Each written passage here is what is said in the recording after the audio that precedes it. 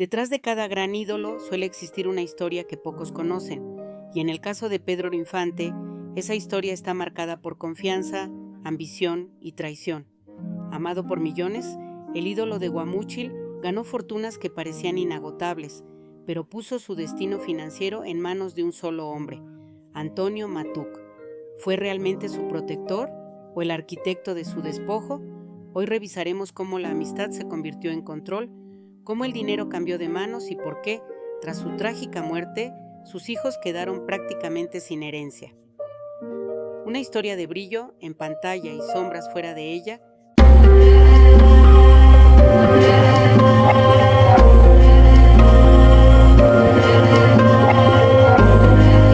historia financiera y personal de Pedro Infante no puede entenderse sin la figura de Antonio Matuc, un personaje que pasó de ser un discreto vendedor de autos usados a convertirse en el hombre más influyente en la vida del ídolo de Guamúchil. En una época en la que Pedro ya era venerado por millones y considerado uno de los artistas mejor pagados de México, incluso por encima del propio Jorge Negrete, Matuc apareció en su vida casi por casualidad, pero terminó ocupando un lugar central en su destino. Su habilidad para revisar contratos, renegociar pagos y asesorarlo en inversiones inmobiliarias hizo que Pedro lo viera como un genio de las finanzas y con el tiempo le otorgara una confianza absoluta, al grado de nombrarlo su apoderado legal y permitirle manejar gran parte de su patrimonio sin cuestionamientos. Todo comenzó cuando Pedro, ya convertido en estrella, visitó un lote de autos buscando un Cadillac que le había llamado la atención. Allí conoció a Antonio Matuc, quien con su carisma, su elocuencia y su astucia comercial logró ganarse su simpatía de inmediato. Según relató su primera esposa, María Luisa León, Pedro regresó de aquel encuentro completamente entusiasmado, describiendo a Matuc como un cuate rete buena gente, convencido de haber encontrado no solo a un vendedor, sino a un verdadero amigo. Con el paso del tiempo, Pedro quedó cada vez más impresionado por su aparente talento para los negocios y para 1950 ya lo había convertido en su representante oficial. Gracias a las negociaciones de Matuc, los contratos de películas y canciones de Pedro se fortalecieron, su presencia mediática creció y su fortuna aumentó de manera acelerada, al punto de que muchos lo consideraban el hombre más adinerado del espectáculo mexicano.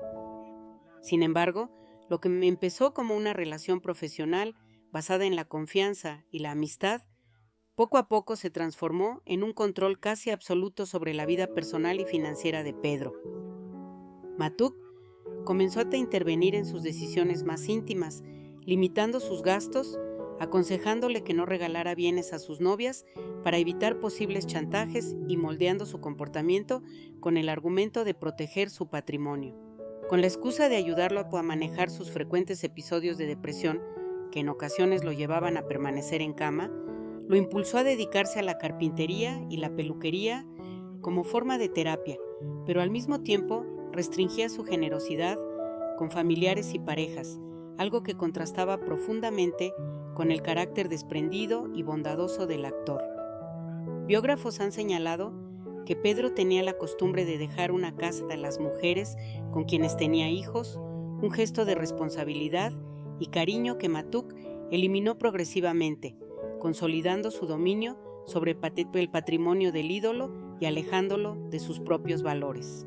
Con el tiempo, Pedro comenzó a percibir que su representante ejercía un control excesivo sobre su dinero y sus decisiones, lo que sembró en él cierta inquietud y desconfianza.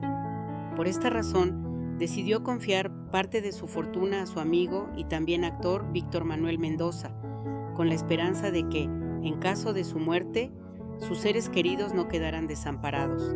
Sin embargo, semanas antes del trágico accidente aéreo del 15 de abril de 1957, Matuc ya había iniciado el proceso de transferir propiedades, automóviles y motocicletas de Pedro a su propio nombre, movimientos financieros que levantaron sospechas y controversias en su momento. Lo más inquietante del caso es que nadie pudo explicar por qué comenzó a realizar estas acciones si supuestamente desconocía la muerte inminente del cantante, lo que alimentó teorías y cuestionamientos que persisten hasta hoy. Tras el fallecimiento de Pedro Infante, Antonio Matuc terminó quedándose con gran parte de su patrimonio, dejando a sus hijos prácticamente sin herencia y desatando una de las mayores polémicas en la historia del cine y la música mexicana.